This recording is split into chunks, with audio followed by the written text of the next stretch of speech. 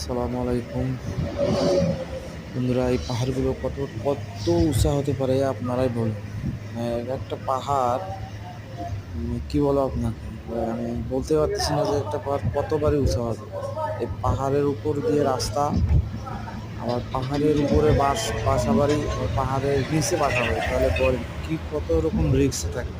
আসলে একটা বিষয় কি, যারা পাহাড়ের উপরে পাহাড়ের নিচে, সৌদি আরবে বৃষ্টি নাই, এটা হলো বড় কথা। যে বৃষ্টির মানে খুব কম বলতে নাই বললেই চলে, এরকম বৃষ্টি। এই জন্য তারা পাহাড়ের চূড়ায় এবং পাহাড়ের উপরে বাড়িঘর তৈরি করে।